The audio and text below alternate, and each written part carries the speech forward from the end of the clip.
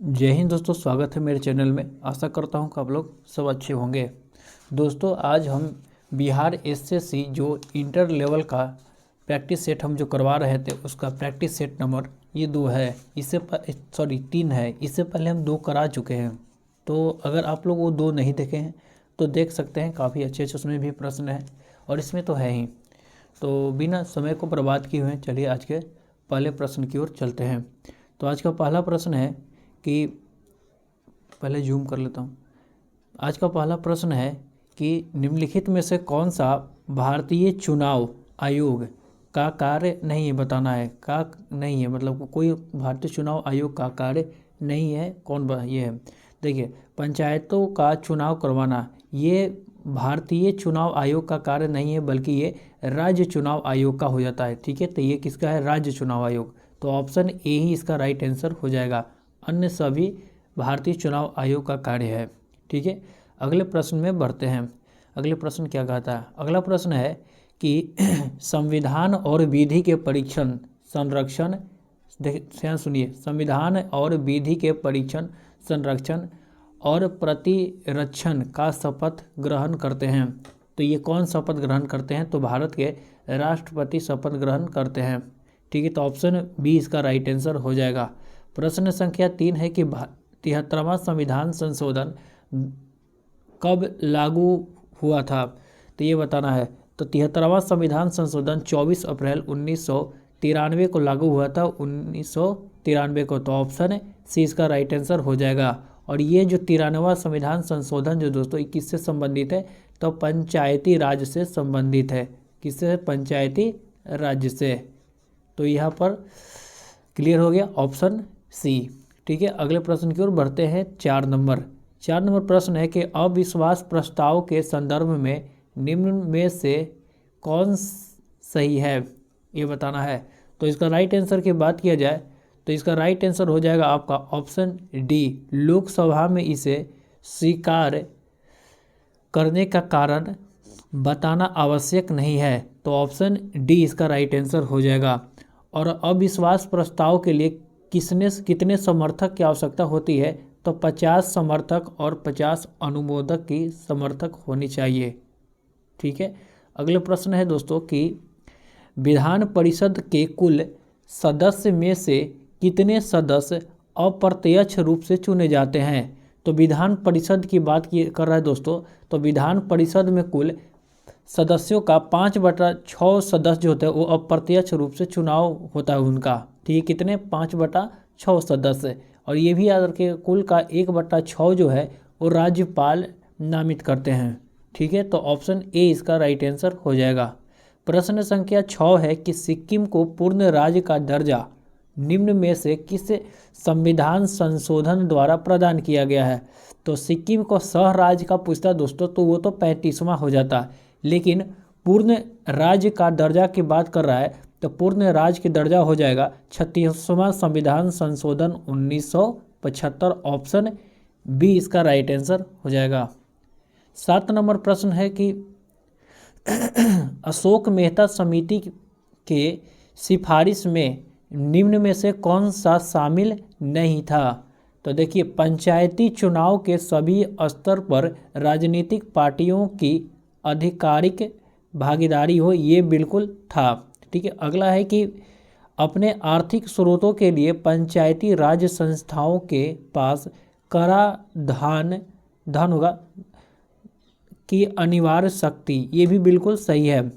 अगला है कि किसी स्तर पर कोई आरक्षण का प्रावधान नहीं देनी चाहिए, ये गलत है दोस्तों। इसमें आरक्षण की बात किया गया है।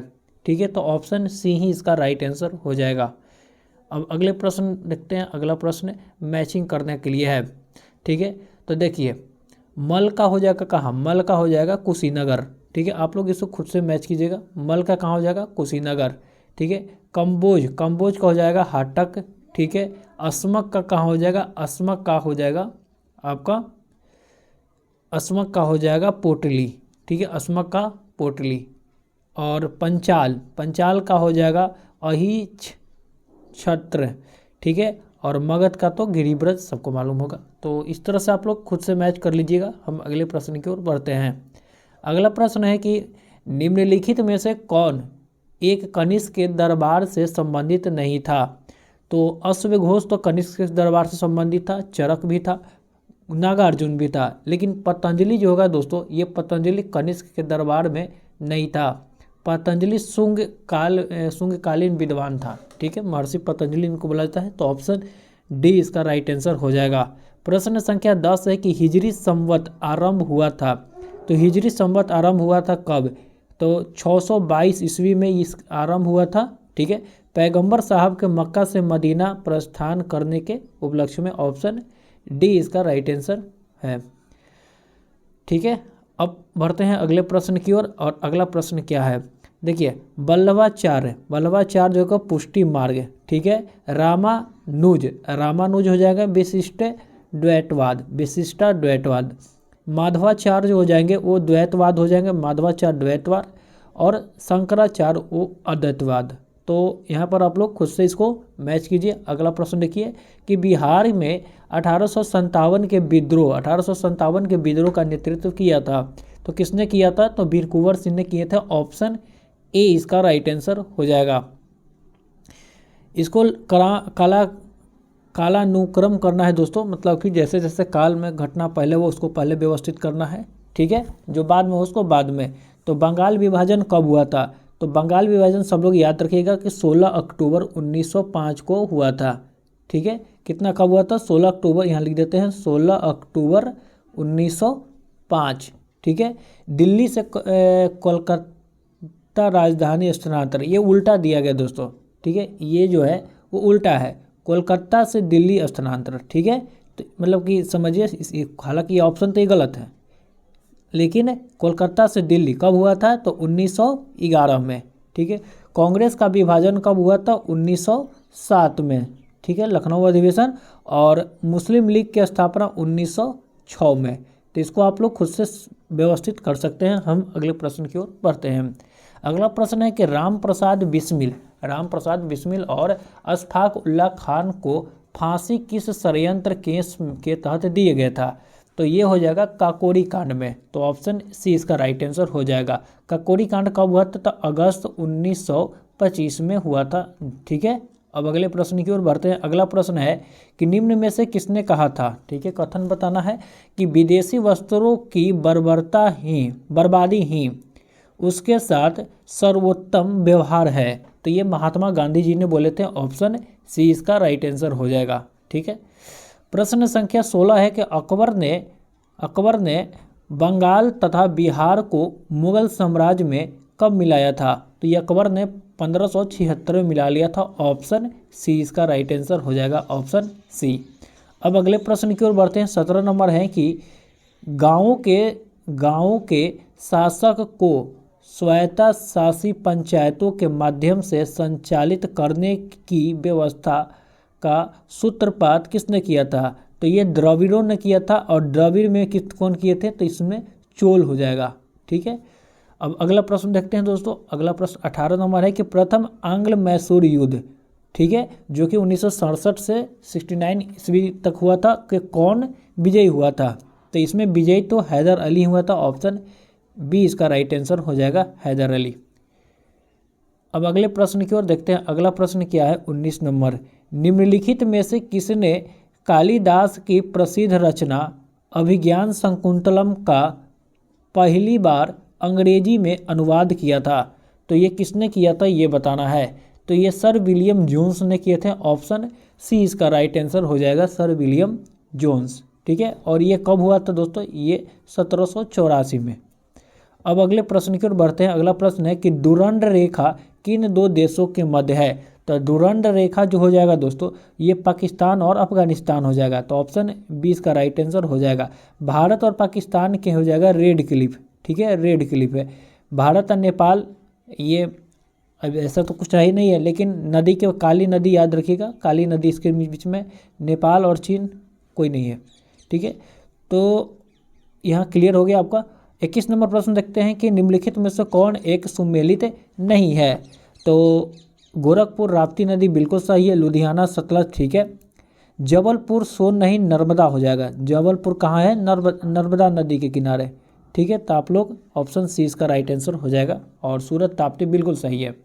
प्रश्न है कि लघु ज्वार भाटा कब उत्पन्न होता है? तो लघु ज्वार भाटा एक अर्ध चंद्र के समय उत्पन्न होता है। ऑप्शन ए इसका राइट आंसर है। प्रश्न संख्या 23 है कि निम्नलिखित में से कौन एक सिंधु का सहायक नदी नहीं है?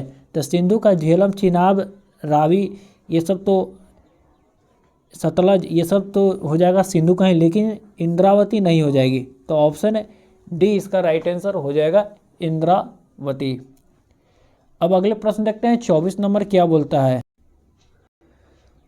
24 नंबर प्रश्न है कि मौसम और उसकी बनावट में परिवर्तन इस कारण से होता है। तो किस कारण से होता है? पृथ्वी के गुरुत्वाकर्षण नहीं, घूर्णन नहीं, परिक्रमण नहीं, मौसम पूछ रहा है, मौसम के, ठीक है। तो मौसम हो जाएगा पृथ्वी के अक्ष का इसे के कक्ष के समतल की ओर झुका होना। तो ऑप्शन डी इसका राइट आंसर हो जाएगा। प्रश्न संख्या 25 है कि डंकन दर्रा किनके बीच में है? तो डंकन हो जाएगा दक्षिणी और लिटिल अंडमान द्वीप। ऑप्शन बी इसका राइट आंसर हो जाएगा। प्रश्न संख्या यहाँ पर 26 देखते हैं, इसको आप लोग मैच कीजिए, ठीक है। तो भील कहाँ हो जाएगा? भील हो जाएगा राजस्थान। गोंड कहाँ हो जाएगा? गोंड छत्तीसगढ़ में हो जाता है। लिम्ब्रुस हो जाएगा सिक्किम, लिम्ब्रुस कहाँ हो जाएगा? लिम्ब्रुस सिक्किम। और कोनियाक हो जाएगा नागालैंड।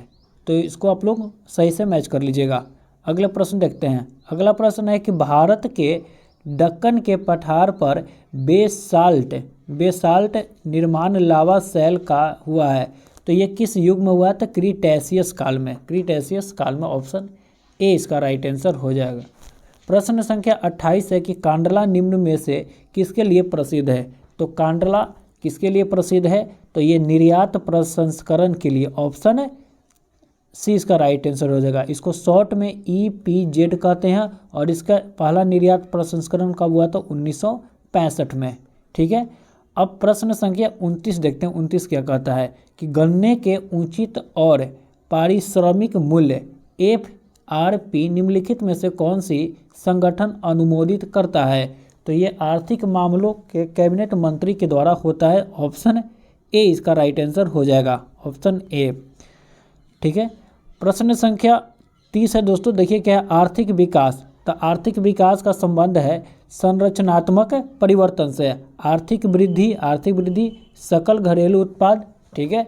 और संपोषित विकास यानी कि पर्यावरण और जीवन का गुणवत्ता, स्वास्थ्य, ठीक है। तो आप लोग इसको अच्छे से मैच कर लीजिए। अब हम अगले प्रश्न की ओर बढ़ते हैं। अगला प्रश्न है कि आर्थिक विकास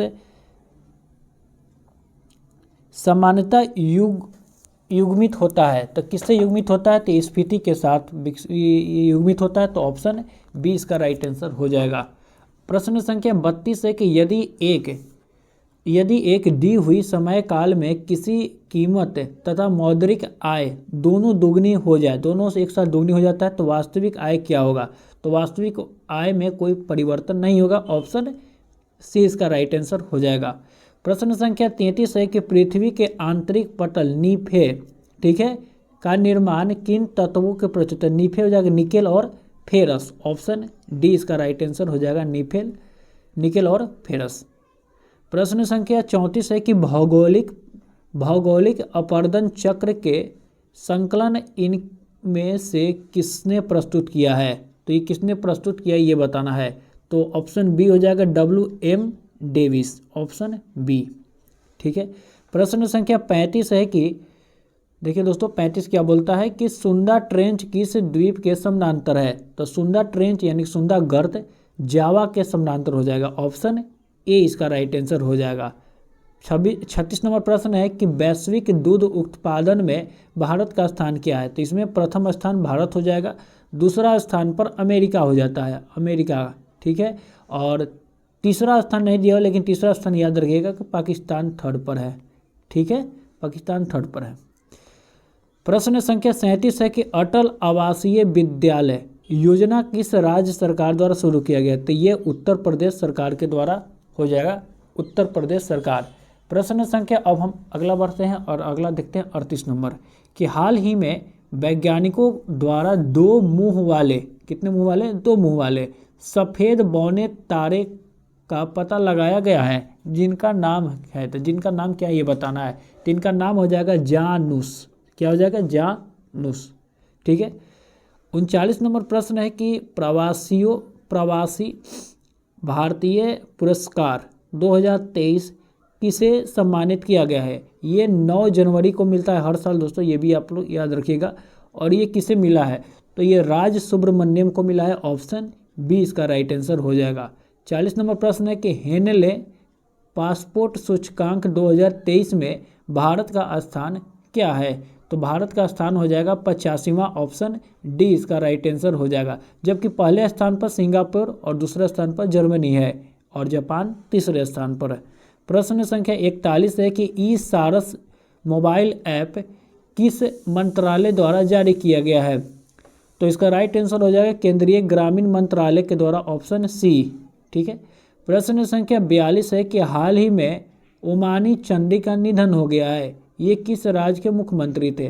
तो ओमानी चंडी केरल के मुख्यमंत्री थे। तो ओमानी चंडी कहाँ के थे? केरल का। ठीक है। तो ऑप्शन बी इसका राइट आंसर हो जाएगा। 43 नंबर प्रश्न है कि हॉकी जूनियर एशिया कप 2023 पुरुष एकल का खिताब किसने जीता है? तो ये भारत ने जीता है। ठीक है। किसने जीता है? भारत ने जीता है। और ये पाकिस्तान को हराकर, भारत ने जीता किसको? पाकिस्तान को हराकर। प्रश्न संख्या 44 देखते हैं कि बजट 2023-24, अभी वाला बजट नहीं, पिछला बजट की बात कर रहा है।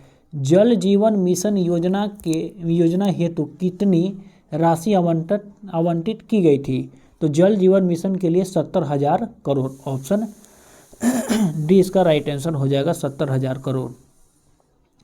प्रश्न संख्या 45 है कि हाल ही में आए चक्रवात तूफान बिपरजॉय का नाम किस देश ने किया है? तो इसका नाम बांग्लादेश ने किया था। ऑप्शन सी इसका राइट आंसर हो जाएगा। अच्छा, यमन भी एक में आया था जिसका नाम किया था, तो वो है मोचा। मोचा का नाम यमन किया था।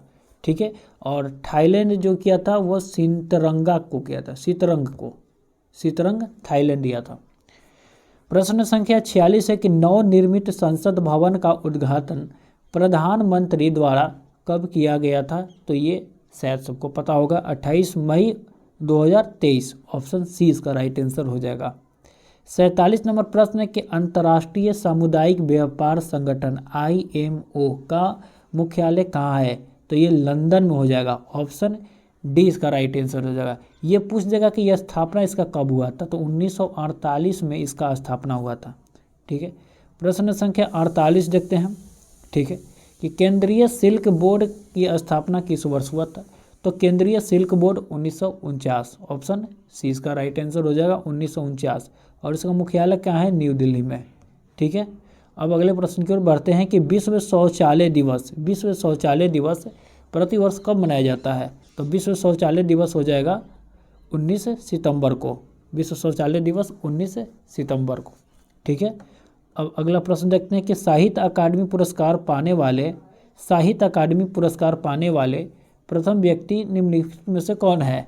तो प्रथम व्यक्ति हो जाएगा माखन लाल चतुर्वेदी। ऑप्शन डी इसका राइट आंसर हो जाएगा। अच्छा, शंकर कुरूप क्या थे? शंकर कुरूप ध्यान दीजिए प्रथम ज्ञानपीठ पुरस्कार पाने वाले व्यक्ति थे। ठीक है, आप लोग इसको ध्यान रखिएगा। ठीक है, अगले प्रश्न की ओर बढ़ते हैं। अगला प्रश्न क्या है?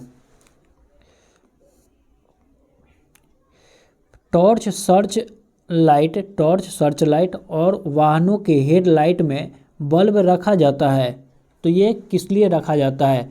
तो परावर्तक के फोकस के बहुत करीब। ठीक है, कहाँ रखा जाता है? तो परावर्तक के फोकस के बहुत करीब रखा जाता है। तो ऑप्शन बी इसका राइट आंसर हो जाएगा। प्रश्न नंबर 52 आ गए हैं दोस्तों, कि 10 के घात के रूप में टेरा का मान क्या है? तो टेरा का मान हो जाएगा 10 के पावर 12। ठीक है, 10 के पावर -12 पीको कहते हैं। किसको? पीको को। 10 के पावर 18 किसको कहेंगे? एक्सा को। ये एक्सा हो जाएगा।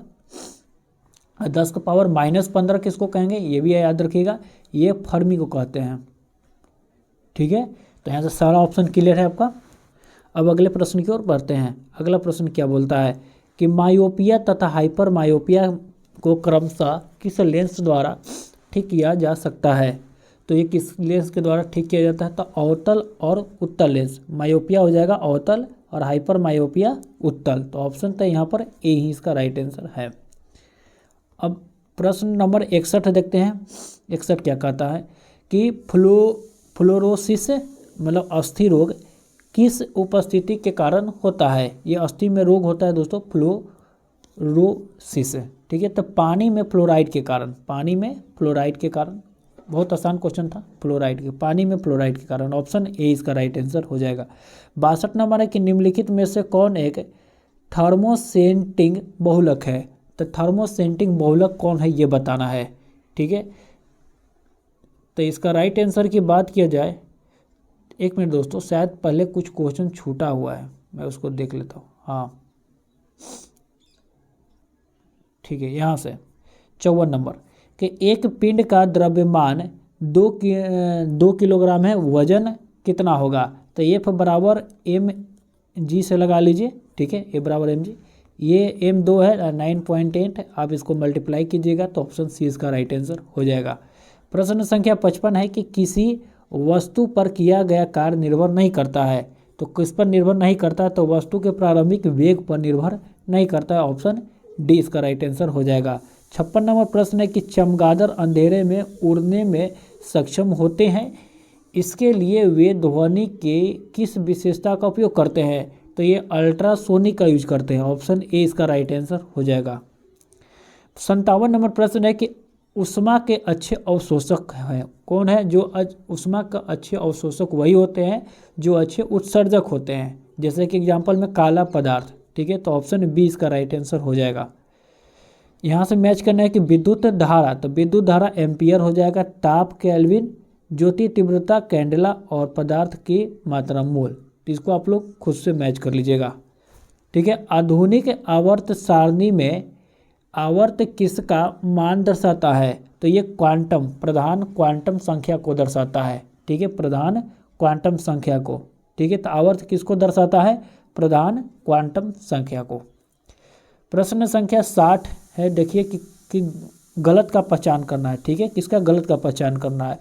तो ऑप्शन ए देखते हैं पहले कि अम्लीय वर्षा ज़्यादातर नाइट्रोजन और सल्फर के ऑक्साइड के कारण होता है, जो कि बिल्कुल सही बोल रहा है।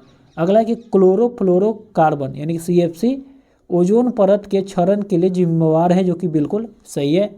अगला है कि ग्रीन हाउस प्रभाव ग्लोबल वार्मिंग के लिए जिम्मेदार हैं, ये भी सही है। ओजोन परत सूर्य के अवरक्त किरण को पृथ्वी तक नहीं आता। देखिए अवरक्त किरण किससे क्या मतलब है? वो तो पराबैंगनी किरण को रोकता है। तो ऑप्शन डी ही इसका राइट आंसर हो जाएगा, पराबैंगनी किरण को नहीं आने देता है। और ये तो सबको बता ही दिया अभी कि फ्लोरोसिस किससे है? पानी में फ्लोराइड के कारण, ठीक है। अब अगले प्रश्न की ओर बढ़ते हैं। 62 नंबर क्या बोलता है? एक मिनट, 62 है कि निम्नलिखित में से कौन थर्मोसेंटिंग बहुलक है? तो बेकेलाइट हो जाएगा। थर्मोसेंटिंग बहुलक कौन हो जाएगा? बेकेलाइट। 63 नंबर प्रश्न है कि निम्नलिखित में से कौन अपचायक शर्करा है? अपचायक शर्करा, तो ये सुक्रोज हो जाएगा। ऑप्शन 20 का राइट आंसर हो जाएगा सुक्रोज। 64 नंबर प्रश्न है कि फेनोफिलेथीन एवं सिंथेटिक संकेत है जिसका रंग क्रमशः अम्लीय और क्षारीय विलयनों में कैसा होगा, ये बताना है। तो ये रंगहीन और गुलाबी होगा। तो ऑप्शन डी इसका राइट आंसर हो जाएगा, रंगहीन और गुलाबी। 65 नंबर प्रश्न है कि गर्म पानी में चीनी घोलकर चीनी के चाशनी बनाई गई, ठंडा होने पर चीनी के क्रिस्टल अलग हो जाते हैं, जो अलग हो जाते हैं यह इंगित करता है। तो ये किसका इंगित करता है ये बताना है। तो ये है तो भौतिक परिवर्तन, लेकिन कैसा है? तो ये उल्टा किया जाता है। तो ऑप्शन ए इसका राइट आंसर हो जाएगा, जिसे उल्टा किया जाता है। प्रश्न संख्या 66 देखते हैं। 66 क्या है कि वे तत्व जो ऊष्मा तथा विद्युत चालन नहीं करते हैं क्या कहलाते हैं? वे अधातु हो जाते हैं। जो ऊष्मा का चालन और विद्युत का चालन नहीं करते हैं वो क्या हो जाएंगे? अधातु। प्रश्न संख्या 67 है कि दो नोड्स के बीच मौजूद तने के हिस्से को क्या कहते हैं? तो इंटर नोड कहते हैं। ऑप्शन बी, ठीक है, इसमें आलू में होता है। ठीक है। प्रश्न संख्या 68 है कि जूट पौधे किस भाग से प्राप्त होता है। तो जूट का जो जूट होता है पौधे के किस भाग से प्राप्त होता है ये बताना है। तो ये तना से प्राप्त होता है। तो ऑप्शन सी इसका राइट आंसर हो जाएगा, तना। 69 नंबर प्रश्न है कि बीज और फल किसके द्वारा बनते हैं। तो बीज और फल जो हो जाएगा वो अंडाशय से फल बनते हैं और बीज से बीजांड से बीज। ठीक है, अंडाशय से क्या बनता है, फल। अंडाशय से फल बनता है और बीजांड से बीज, यानी कि ऑप्शन ए ही इसका राइट आंसर हो जाएगा। 70 नंबर प्रश्न है कि ब्रेड में छिद्र किस गैस के निकलने से बनता है। जो ब्रेड में छिद्र हो जाता है वो किस गैस के निकलने से, तो कार्बन डाइऑक्साइड गैस उसमें से निकलता है तो वो छिद्र हो जाता है। प्रश्न नंबर 71 देखते हैं क्या बोलता है कि 71 है कि कोशिका झिल्ली के निर्माण के लिए आवश्यक प्रोटीन और लिपिड किसके द्वारा निर्मित होता है। तो ये प्लाज्मिक रेक्टिकुलम, ऑप्शन ए इसका राइट आंसर हो जाएगा, ऑप्शन ए। 72 नंबर प्रश्न है कि HIV रोग जो होता है, HIV एड्स रोग, ठीक है, नहीं फैलता है, किस कारण नहीं फैलता। तो मच्छर के काटने से ये तो नहीं फैलता, मच्छर के काटने से नहीं फैलता है। ठीक है, बाकी अन्य सभी इसका कारक हो जाएंगे। 73 नंबर प्रश्न है कि निम्नलिखित में से कौन सा रोग प्रोटोजोआ द्वारा होता है। तो प्रोटोजोआ द्वारा होता है मलेरिया, प्रोटोजोआ द्वारा होता है मलेरिया। अच्छा, मलेरिया का वाहक कौन हो जाएगा, तो मादा एनोफिलीज, मादा याद रखेगा, नारी वाला, मादा एनाफिलीज। ठीक है, और ये कौन सा अंग प्रभावित करता है, तो प्लीहा को, प्लीहा को, ये भी आप लोग याद रखिएगा। तो हम अगले प्रश्न की ओर बढ़ते हैं। 74 नंबर कि निम्नलिखित में से कौन विटामिन का निर्माण हमारे शरीर में नहीं होता है। हालांकि शरीर में तो विटामिन का निर्माण नहीं होता है, लेकिन अपवाद में विटामिन B12, विटामिन डी और विटामिन के होता है। ठीक है, अपवाद स्वरूप ये है, लेकिन कौन नहीं होता है, तो ऑप्शन ए हो जाएगा, ऑप्शन ए, विटामिन ए नहीं होता है। प्रश्न संख्या 75 है कि थायराइड ग्रंथि से थायरोक्सिन स्रावित करने के लिए उत्तेजित करने वाले हार्मोन कौन सा है। तो TSH, ऑप्शन ए इसका राइट आंसर हो जाएगा। थायराइड सही उसका फुल फॉर्म होता है, आप लोग इसका फुल फॉर्म बता सकते हैं कमेंट पे। तो यही था दोस्तों आज का, और कैसा लगा आप लोग कमेंट में ज़रूर बताइए। अच्छा लगा शेयर कर दीजिए, लाइक कर दीजिए। तो मिलते हैं अगले वीडियो में, तब तक के लिए बहुत बहुत धन्यवाद वीडियो को पूरा देखने के लिए। जय हिंद, जय भारत।